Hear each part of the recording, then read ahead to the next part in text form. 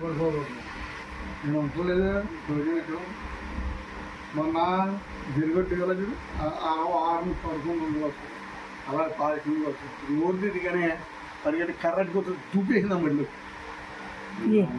మరి మాకు చెప్పలేదు మావయ్య గారు మీరు. చెప్తానంటే ఇది చూసాను చెప్తాను మరి ఆవిడకి చెప్తాను. అయ్య బాబు జర్రిగొడ్డు ఉంటే తోసిపోమంటుందండి మన దొడ్లో.